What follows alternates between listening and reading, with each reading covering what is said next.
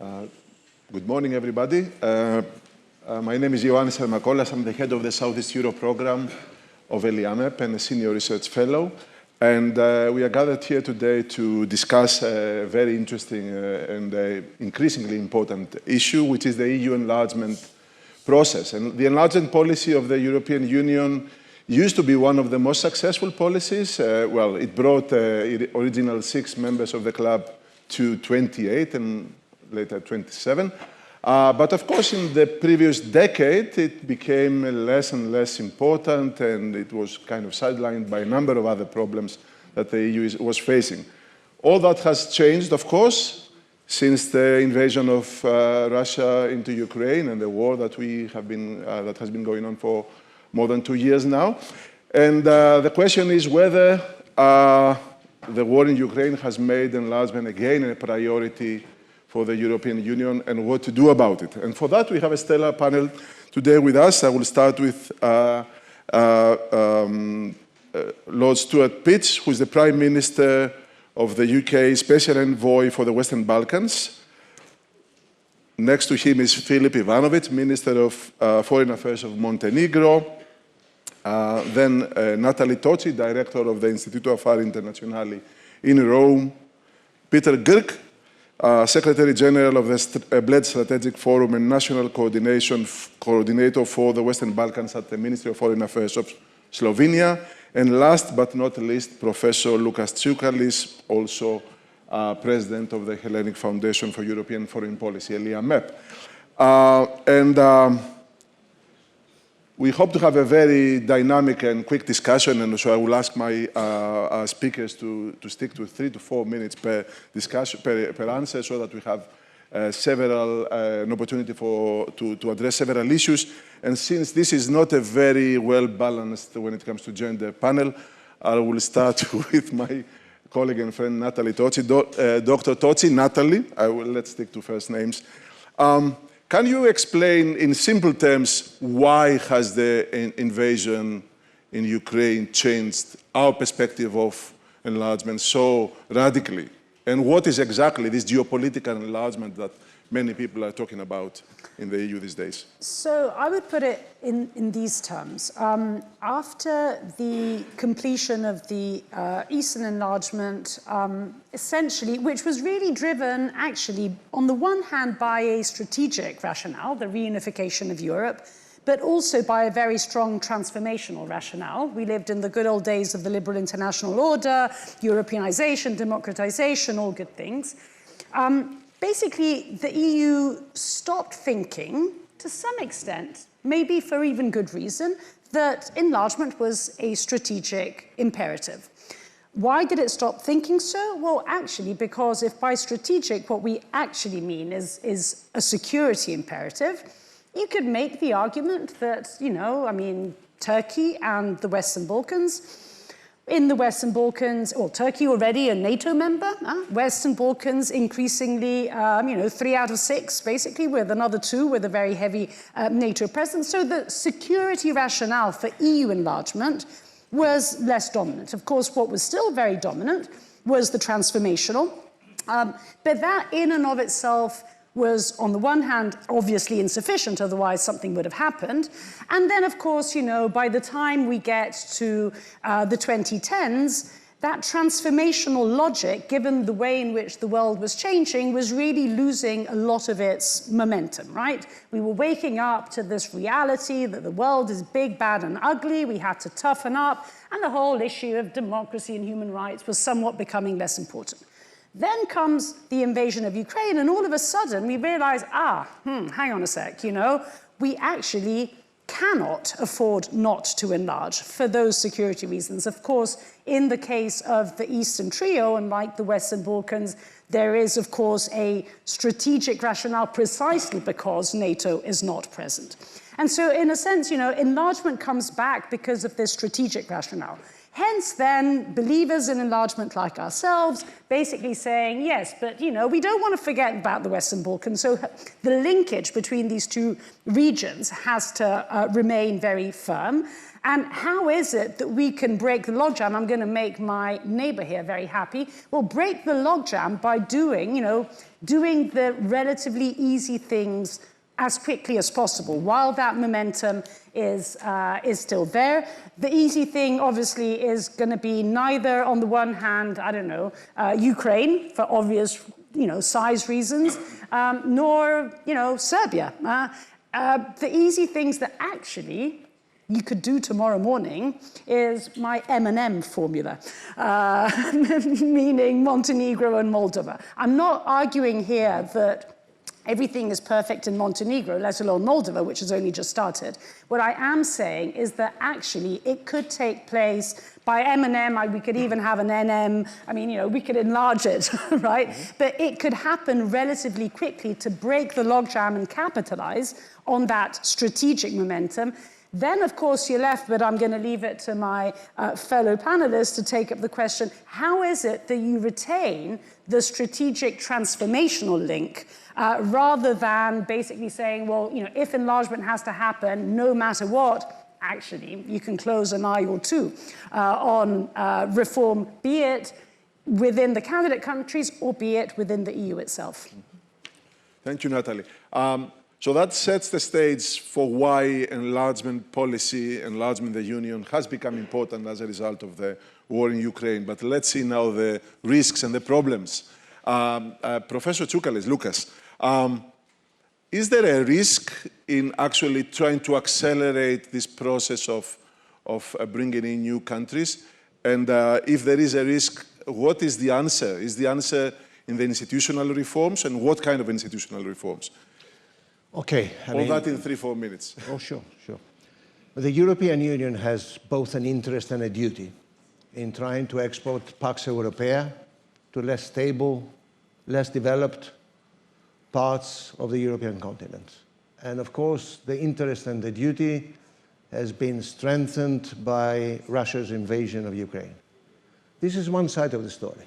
The other side of the story is that we know, if we want to be honest with ourselves, that neither the European Union is ready to enlarge, nor are the candidates ready to enter by fulfilling the accession criteria.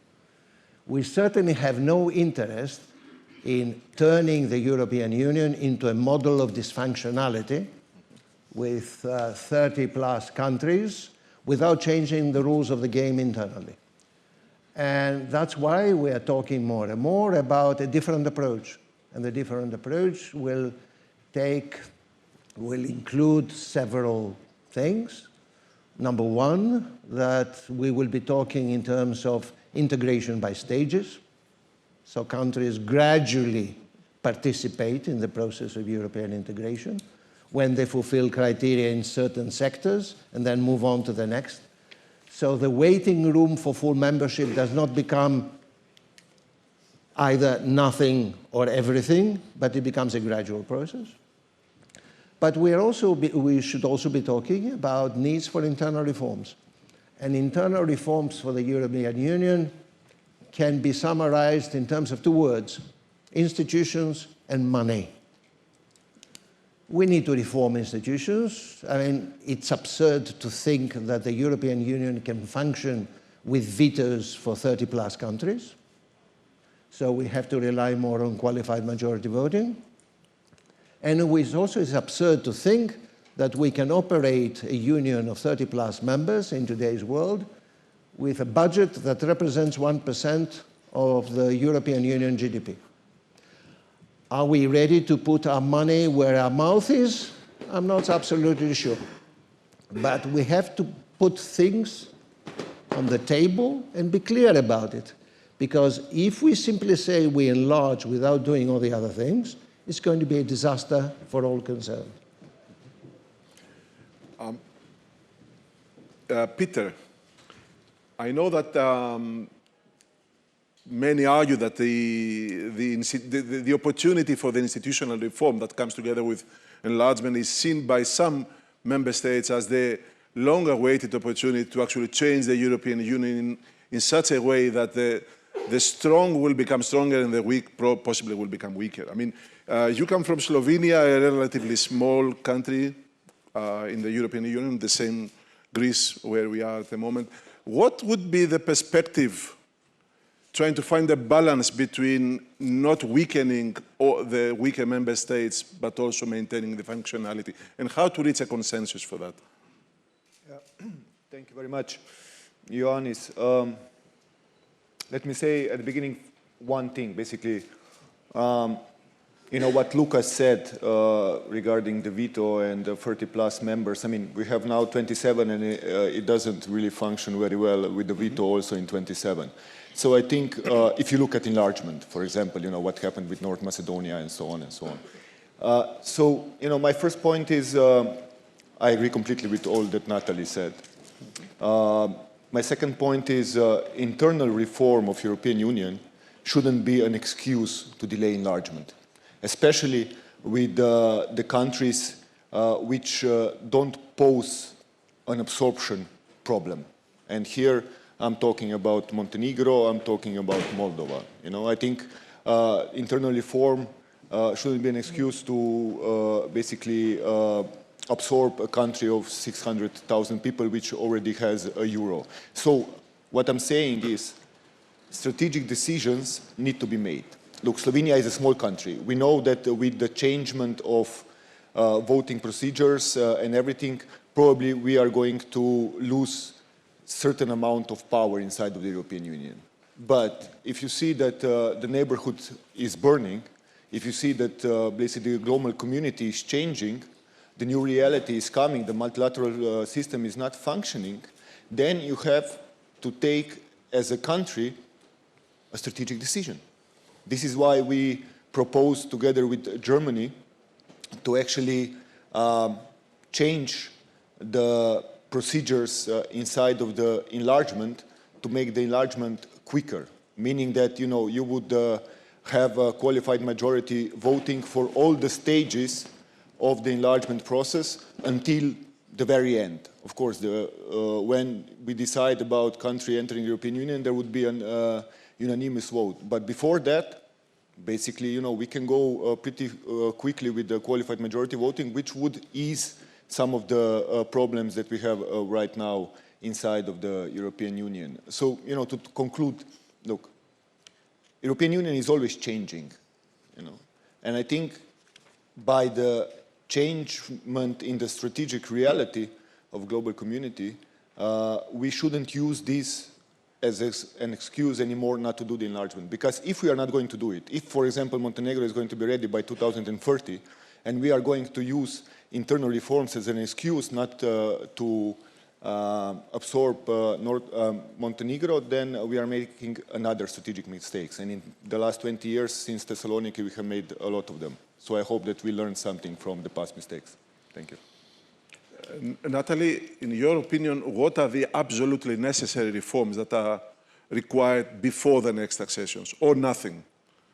Well, actually, I would say nothing. I mean, if we're talking about, you know, a case indeed like Montenegro, right? I mean, we already have, you know, sort of in the Lisbon Treaty, an annex that provides for institutional accommodation in terms of number of MEPs and what you do with the commission. So we have those rules, right? I mean, we only need to implement them.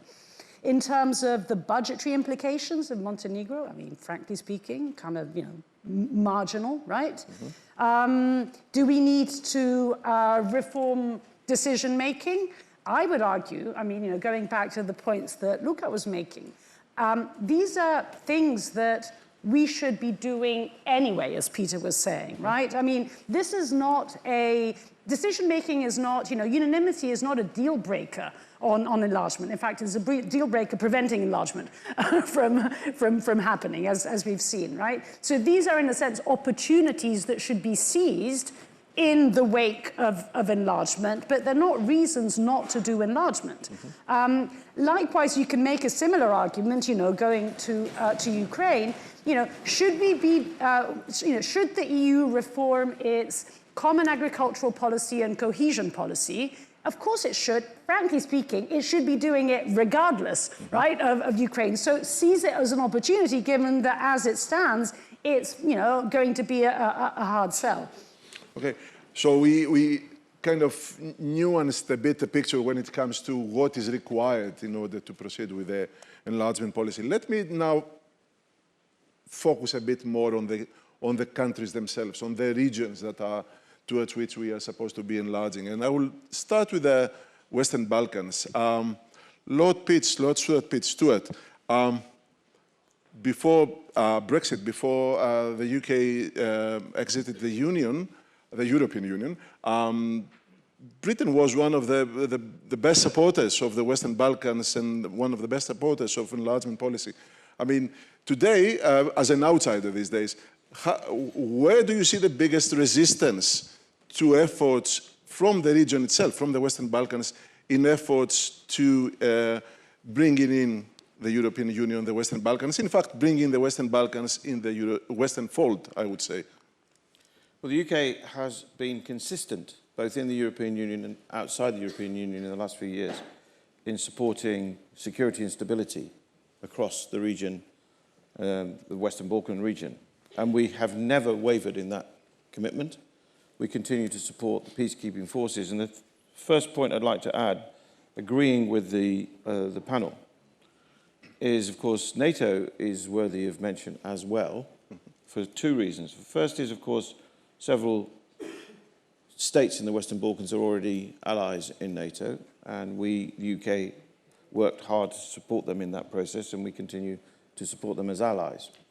And that is important for the collective security of the whole of the continent, particularly the region that we're in. Secondly, it is sad for Europe that we still need a peacekeeping force in Bosnia and Herzegovina, 28 years after their conflict, and 25 years after the conflict in Kosovo. NATO's largest mission is in this region.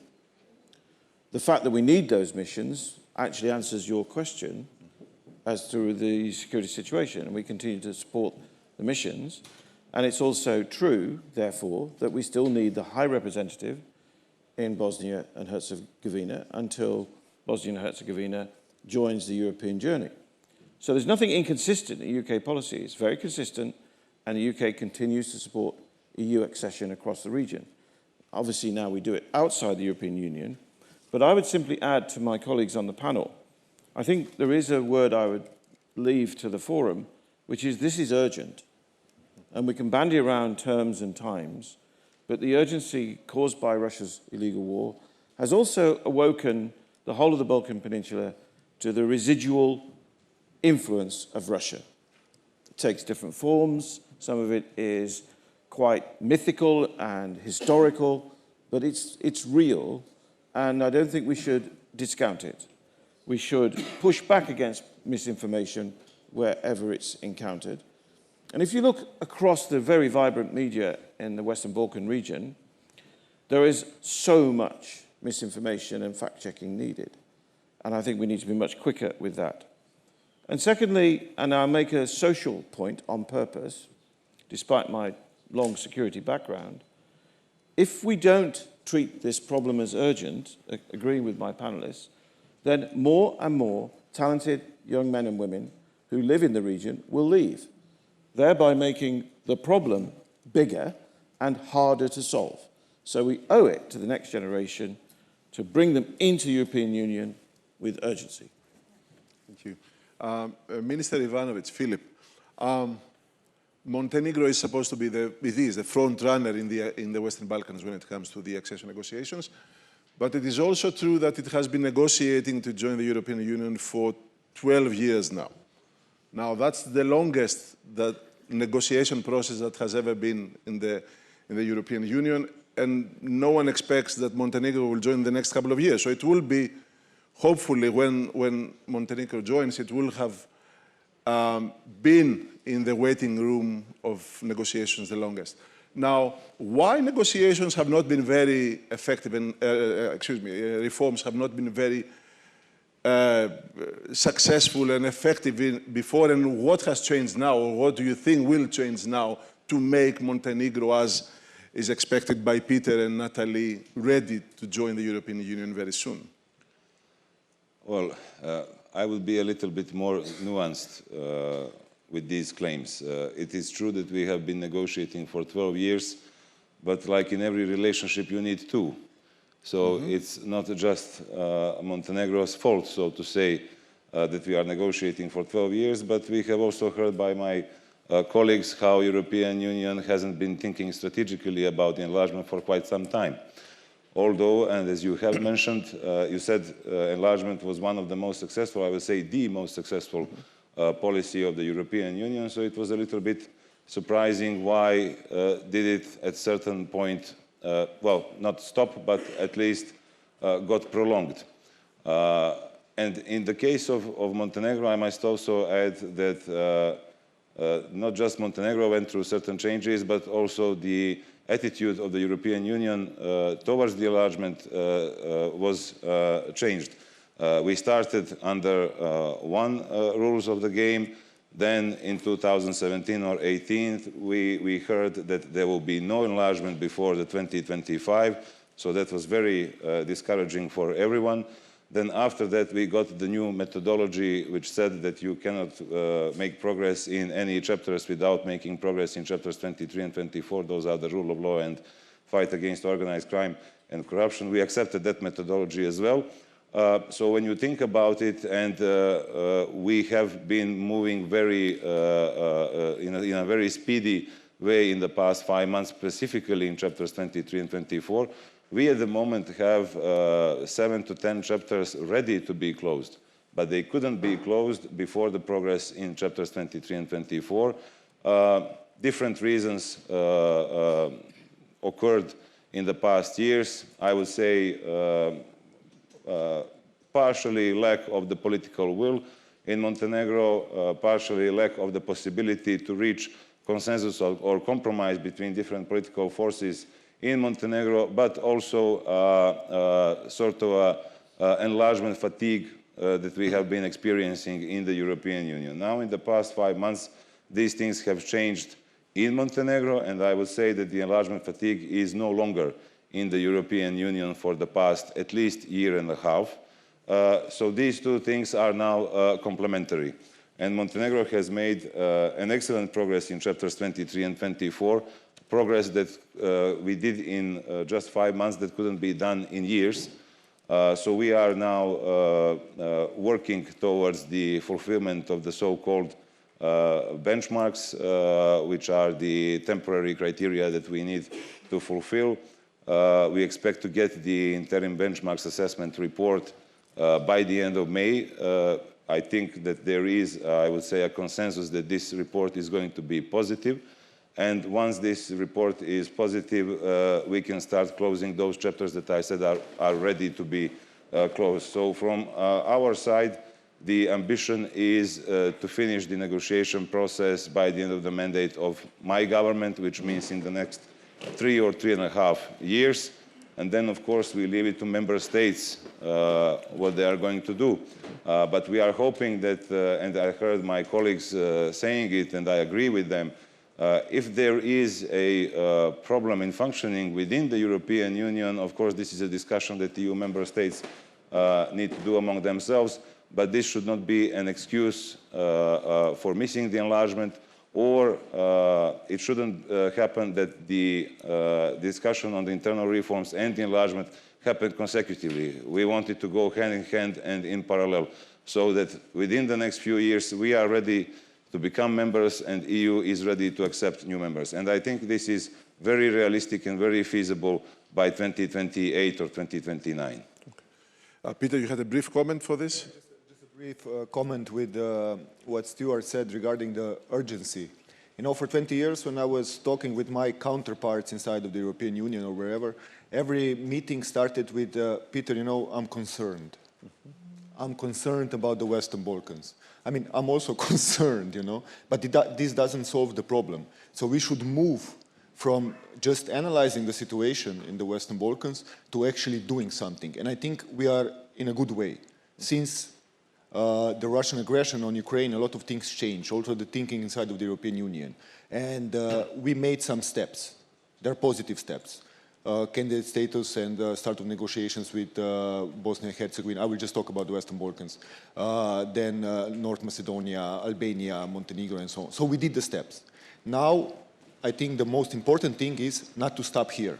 And again, discuss on what needs to happen, what doesn't need to happen. Now, we are halfway, so we need to push even more so that, in 1 year's time, we are not going to discuss about how concerned we are about the Western Balkans, but how many time do we have until the next enlargement. Loukas, you wanted to comment also. Can I ask you also whether in Brussels or certain member states there would be acceptable, the idea of having only one new member joining would be acceptable? I mean, would you have a referendum in France only for Montenegro, for example? Well, first of all, let me make clear that when I talk about the need for reforms, both for the European Union and for the candidate countries, this is not an excuse to delay enlargement. It is simply reminding people that we have to be serious about the whole thing. And we haven't been serious for many years, because the way I usually present it in a cynical fashion is that for years, I mean Brussels and European institutions, have been pretending to negotiate for accession, and the candidate countries have been pretending to reform. And nothing happened until now. So I insist that unless we are serious about it, enlargement is going to be a failure if it happens. Number two, I think in most candidate countries, if again we want to be honest about it, there are still serious problems about the functioning of democratic institutions and rule of law. And we know from experience, and we know from the experience of our existing member countries, that EU membership is not a magical pill that cures all kinds of disease, okay? You do not become an EU member and suddenly you become a model of democracy, because we have some member countries already in the European Union which are far from being models of democracy and rule of law, okay? So again, the insistence is that if we talk about enlargement, it is not just a question of saying, okay, let's accelerate. Let's accept that the whole thing is complicated and we have to do it seriously to make it successful. Number three, I heard before that a major problem in the region is that the best and the brightest have been leaving, which is true. It's a huge problem. But the problem by itself would not be solved by EU membership. For many people in the countries concerned, EU membership means the right to emigrate to Germany and other countries. And this is not going to be solved simply by wishing it away. So we have to take measures to make sure that the best and the brightest stop leaving their countries. And this is going to be an issue that's going to be raised also in the internal market. And last but not least, referendums. Okay? There is the risk, I mean, we know it, that unless we prepare the ground, a country signs, after many years of agonizing process of negotiations, signs a treaty of accession, and then one member country, and I don't have to mention one, has a referendum and the referendum fails. So is that a successful operation? So we have to prepare the ground seriously. That's all I'm saying. Nathalie, you also wanted to come in here, right? Briefly. Well, I will come back to the Balkans, unless if you want to. Yeah. Okay. No, well, okay, in that case, before you go to the Balkans, I want to speak to this point. I mean, I agree with Loukas here. And I think that it connects to a point that I was making earlier. So if we start from the assumption that enlargement is and should happen, full stop, period, and then we say, how is it that you make a success of it? And there are ways in which you make a success of it by having a more credible process and staged and all the rest of it, that has to do with the transformation of the candidate countries. And then there's another conversation which has to do with the transformation of the EU. It's actually, I mean, Loukas was talking about his concerns about the former set of problems, right? I'm also concerned about the latter, Because, and this, just to introduce into the mix of the discussion, something that we haven't touched on, if, as you know, people think and fear, I should add, there is going to be a right-wing surge in the EU moving forward, what are the implications for this conversation? Doesn't necessarily mean that enlargement is put on the shelf, because actually that strategic rationale applies even with a right-leaning EU. However, enlargement is not used, in that right-leaning EU, enlargement is not used as an opportunity to get serious on reform, be it of the candidate countries and especially be it of the EU itself. Can you imagine a right-wing EU moving towards qualified majority voting? Can you imagine a right-wing EU getting more serious on the EU budget and actually making it a real budget? So can you imagine the EU, for instance, getting more serious on internal forms of conditionality, given that we have now learned that democracy is not a destination, but it's a journey? That is where I think the problem is, but it's a problem that, in a sense, we're going to be facing regardless of enlargement. Stuart, you mentioned Bosnia and Herzegovina. In December, the only country that was actually seriously mentioned, dealt with by the European Council was Bosnia and Herzegovina, and they're supposed to be doing the next serious step in the accession process, while at the same time the country seems to be at the verge of collapse internally, imploding. I mean, what to do about Bosnia and Herzegovina? I mean, we need to be serious, the international community, both EU and NATO, about it. I was there this week, and I was in Brčko and Banja Luka. And as I made clear while I was there, and I make clear on all my visits, we have to be united. We have to be united to follow the fact, whether we like it or not, that the Dayton Agreement 28 years ago was meant to stop a war, which it did very successfully. It was not meant to be running a country 28 years later. What we need inside Bosnia and Herzegovina is the government to take advantage of this really very positive offer from the European Union and move more quickly to work through the issues that generates. And at the same time, sustain a safe and secure environment across the whole country, which is a federal state. And let's all of us commit to keeping the federal state of Bosnia and Herzegovina whole as one country and not allow this constant talk of secession and constant talk of division and ethnic nationalism, which of course suits Russia and others. And there is a European need to be united. And how risky is the situation in Kosovo, relations between Kosovo and Serbia, for the region, for the future of the region? Again, to be very brief and maybe hopefully not too brutal, we continue to need to be united on that issue too, to make sure that all European states, whether they're member states of the European Union or whether they're allies in the NATO alliance, including the UK and including the United States, commit to the Euro-Atlantic journey and make sure that both states honour their obligations, whether they're pre-existing agreements with the European Union, whether they're existing agreements between themselves, and also going back to the rule of law, which I think maybe has been a theme of this discussion, to ensure the rule of law applies. And so we continue to call on the state of Serbia to hold people to account for the incidents in Kosovo in September and the attacks against NATO peacekeepers, 93 NATO peacekeepers in hospital, May last year, and we continue to talk to Kosovo to make sure they honour their agreements. So really, this is the same sort of conversation about international governance and the rule of law. Peter, I will give you the floor, but one question for Filip. Filip, Montenegro, one of the positive dimensions, aspects of Montenegro's reform process was how quickly and smoothly it aligned with EU foreign and security policy.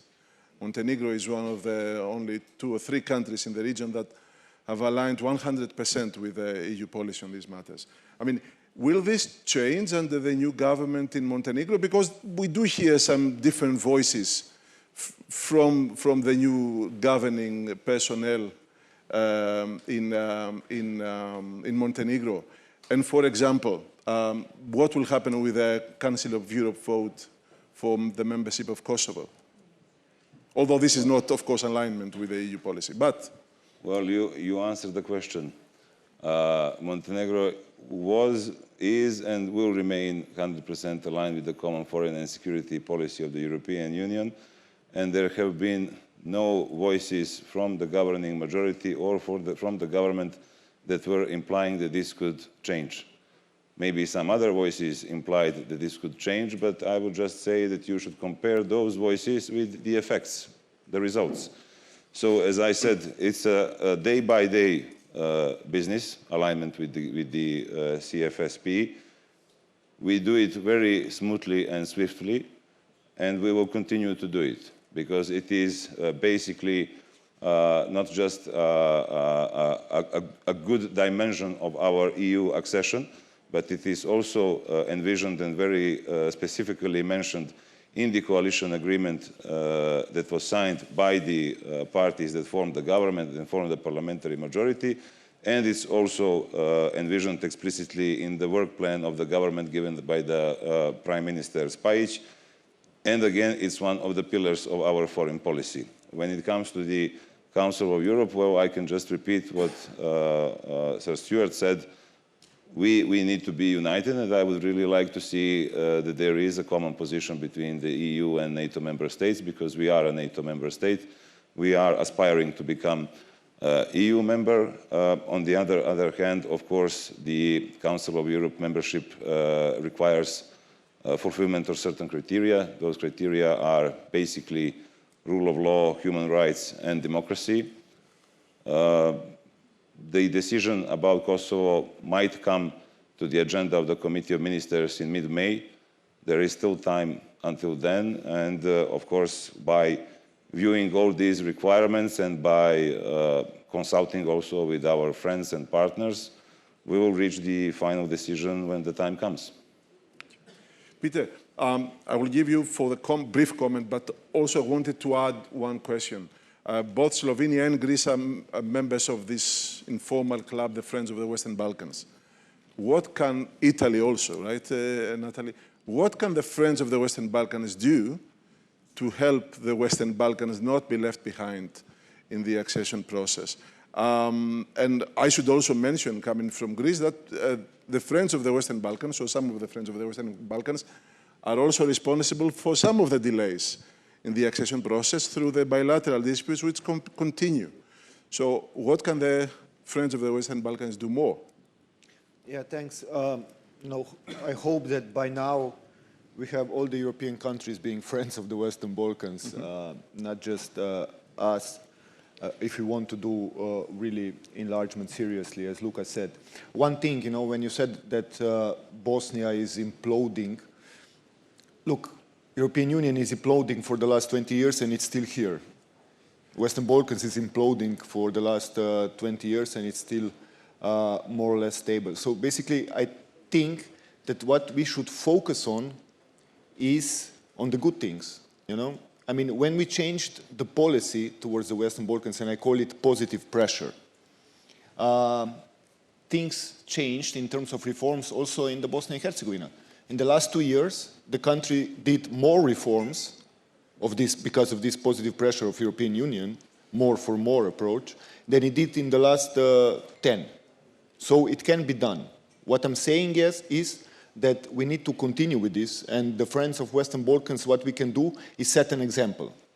We can bilaterally send our experts down to the region, which we are already doing, but probably we could do more. We should keep on continuing putting the enlargement and whys and hows on the agenda of the European Union Council formations and so on and so on. So basically, there are a lot of things that we can do, but the most important thing is to keep European Union doing positive pressure on the countries of the Western Balkans to do the necessary reforms and to be ready. And I think in the last year or the last 2 years, what we are doing is the right way to go. Loukas, in our title, the title of our panel, we have this date 2030, which is not official, but it has been mentioned by the President of the European Council. Is it helpful to have a date as a kind of goal, as a milestone? The President of the European Council, soon to be outgoing, has mentioned the date. It is useful to have dates as targets. If you ask my opinion, I would say that at best, perhaps 1 or 2 countries may be ready to join by 2030.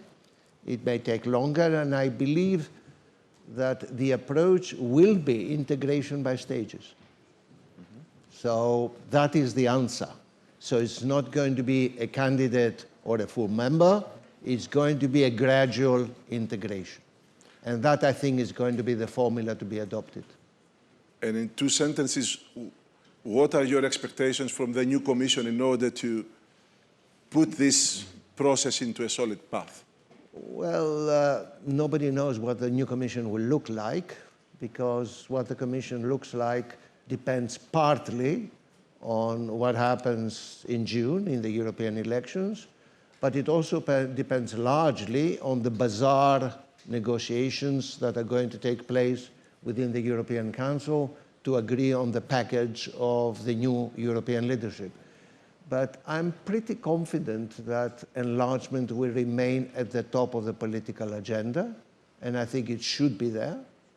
So it is a priority for the European Union for a variety of obvious reasons. But I insist, a priority should be coupled with the ability to put, among other things, our money where our mouth is. Nathalie, I think you have a comment, but also quick question. What are the 1 or 2 or 3 steps that if you see in the next Commission, you will say, well, now we are serious about enlargement? So firstly, on this issue of the date, which is then connected to your question. Now, if we were starting from a clean slate, yeah, then indeed, you know, I think the argument that one often hears, for instance, by Germany has certain validity. I mean, it is true that if you have a date, then what exactly are you saying? That regardless of what happens in the candidate countries and regardless of what happens in the EU, they should enter nonetheless? So I think there's a certain argument to say that going back to, you know, the transformational logic of enlargement is weakened by a date. However, we do not start from a clean slate. We start from a situation in which our credibility has been dramatically undermined. Our EU credibility, right? Because we have not been serious. And so the point about the date is precisely that of signaling. So going to your question, what would be the signals, right? Well, you have, in the same way as President Juncker started his mandate by saying that during his mandate there will not be enlargement, you have the next Commission President going to the European Parliament and saying that during her or his mandate there will be enlargement. That would be an important signal. Another important signal coming from the member states that created this problem in the first place is the point that Peter was mentioning, i.e. there is absolutely no treaty requirement for unanimity for the opening and closing of each and every chapter, right? That can be, you know, that can be decided overnight to get rid of it. It didn't exist before, right? Which is a different point to, obviously, unanimity for a treaty change, which is what accession would eventually require. That can happen. That is a signal of seriousness. And then, of course, there's the money part of the equation, right? Which obviously then becomes intertwined with the negotiations beginning on the next MFF. If we are, and if we want to be ready for enlargement by that date, well, surely we should be seeing this playing out in the negotiations over the budget. And I think I will give the final comment to the minister, to the representative of the Western Balkans, Filip. The same question. We have the next commission in a few months. We don't know whether it's going to be in 3-4 months or a bit more. From your point of view, being the front runner of 10 countries that would like to join the European Union, what do you see as 1 or 2 steps that will convince your government, but also your public, that this is serious and now we are in the process of actually joining the European Union relatively soon? Let me say a few things. First of all, we are doing this process for ourselves because it has really transformed the Montenegrin society and the country for the better, and we believe if we continue with the reforms, especially in the area of rule of law and anti-corruption, that it will become even better. So this is number one. Number two, we support all candidate countries on their EU membership path. So it means that every country that wants to become EU member, we think it should become EU member. But on the other hand, we also support the merit-based approach, which means that if we are the front runner and we fulfill all the conditions, we want to be the first next member of the EU, and then from within the EU, we will help also the others. And going back to your question, then I would completely agree with Nathalie. I started my talk here today by precisely referring to 2018 promise that there will be no enlargement by 2025, which was very discouraging. Now we have the year 2030, which is, it could work as discouraging, but it's actually encouraging because nothing happened in the past years. So if we get a new president of the European Commission and he or she says, by the end of my mandate, there will be enlargement, it's a good thing. And the other thing is precisely next year, the financial framework, it should, I think, include one new member state, and that would be a very good proof that, okay, it's happening. So, and that they are serious. Thank so you. That's what I expect. Thank you very much. Please join me in thanking the panelists.